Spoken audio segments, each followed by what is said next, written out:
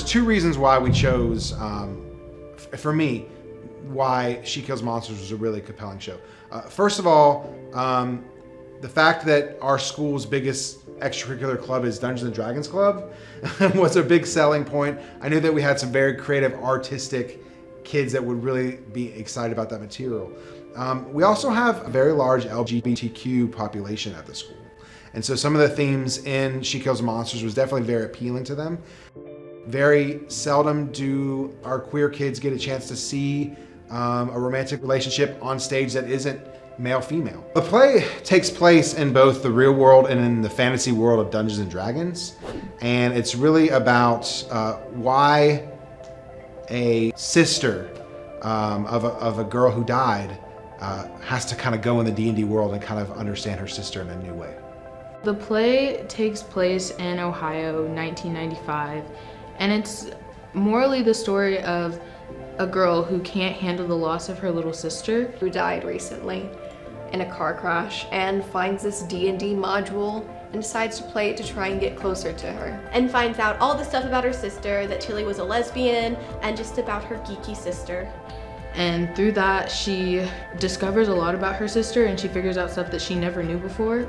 And so it kind of opens her eyes to a whole new world that she didn't know about, and she ends up making a lot of friends, and she becomes satisfied with her life.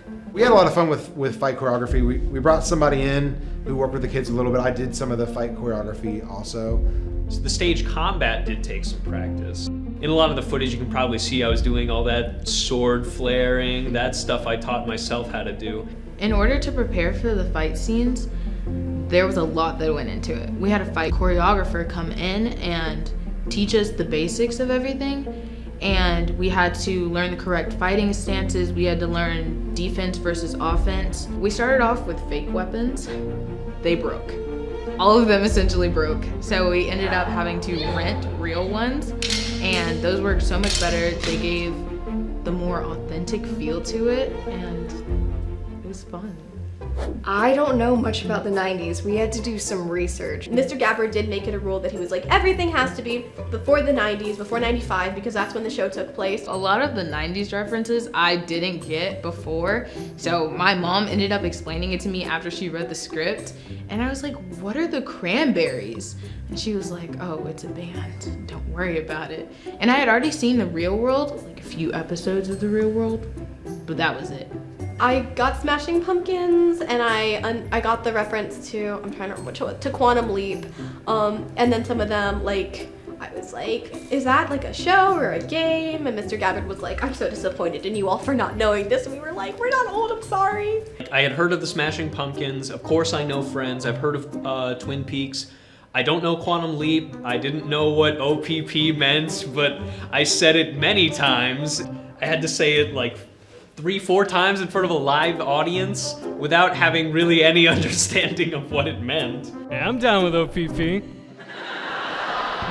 Now I do know what it means, so I wish I didn't have to say it, but I didn't have a choice.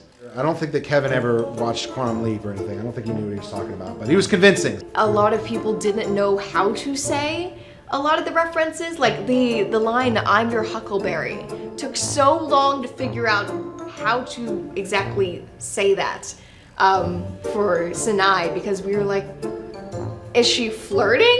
Is she, like, we were so confused in a lot of the references. Some people understood them, a lot of people didn't. But it was definitely interesting, and we got to learn a lot of new things about the 90s from that.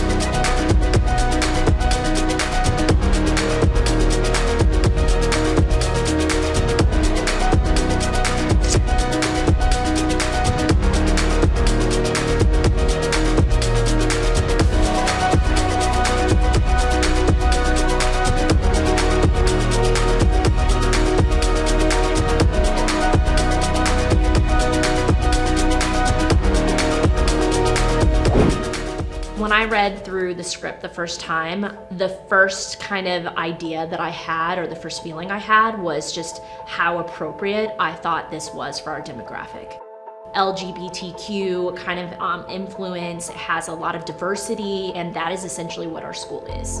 Very seldom do our queer kids get a chance to see a romantic relationship on stage that isn't male-female. For everyone to be able to see that and get a glimpse into the eyes of a queer person or a gay person, it's just amazing. I mean, how many schools do Romeo and Juliet? I really wanted to get them excited about theater, and I wanted the theater that they produced to feel like it was something that they owned, that it was something that they related to, and that they could get really excited about. Our version of She Kills Monsters is also a lot more like diverse than the ones I've seen on YouTube as far as actual like gay actors and disabled actors playing gay and disabled characters. The fact that he had a disabled actor playing a disabled character I thought was really good. It was really nice getting to play a character very similar to me in a sense. I have a disability called Ehlers-Danlos syndrome. Calliope had cerebral palsy, I believe. So we both have issues with our legs and we both use forearm crutches. And so I related on that point. I was like, hey, character kind of like me. And it's nice to see, and it was nice to play a character like that. And I know for a lot of people it's cool to see disabled actors playing disabled characters to really show that disabled actors can get roles and we can do things. And theater isn't limited just to able-bodied people. 1, 2, 3, 4, 5, 6, 8, 1, 2. So I guess what inspired the choreography was, yes, they wanted this kind of 90s influence, but as I was reading through the script, the main character was being criticized for showing any aspect of her sexuality, and to kind of contradict that kind of hermit that she was doing. The cheerleaders were supposed to be a little bit more flamboyant with their sexuality. So they were kind of shaming the main character for her being out at all when they were just flaunting their heterosexuality. Was there some references to the cheerleaders' sexuality? Yes, but that was because that was a theme of the script. The dancing was definitely more than I was expecting, but I didn't have a big issue with it since succubi are like, their whole thing is like to be hot, to be sexual, and to like kill people. So I thought it fit. We're at a high school level audience, and I believe some of our audience members still want us to operate at a elementary school to middle school level.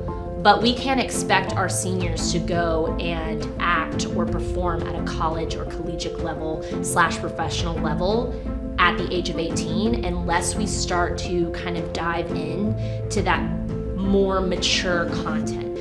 As long as the audience was informed, that the parents were informed of what the content was, the audience was informed. I didn't tell my parents anything. Now, how did my grandma react to this? Very differently. I'm worried about what my grandparents are gonna say about it. My family was not thrilled. I've had a lot of conversations with my mom. I feel like the topics that were covered, especially kind of in this day and age, were things that I think were relevant. But because she's willing to talk with me about it, she doesn't just like hide it and write it off and say, oh, we don't talk about that here. We've been able to have really mature conversations about it. I thought that we did a really good job of keeping what we needed to, because there is a version that cuts out like a lot of the gay content, but I feel like that ruins it because the whole show is about like accepting yourself, loving yourself, and accepting others. The neat thing about theater is it allows a forum for people to get out and to discuss topics that are, maybe controversial. You know I have to ask about it. You know exactly what I have to ask, right? Alright. The kissing scene. Kissing scene. The kissing scene.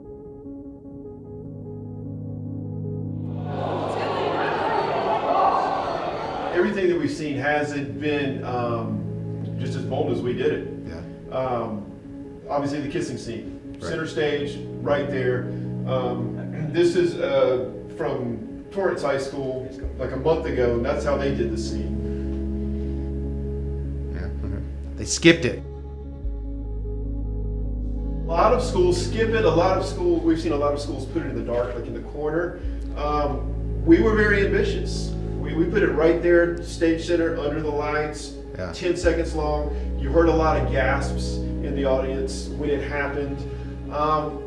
What made you go there? I've staged many kisses, male female kisses within my life. So at this point, the question is two female performers kissing on stage any different? I feel like it was a good decision because it shows that we're not like pussyfooting around the issue. The conflict in the play is about Tilly's struggles with homophobia and bullying at her school.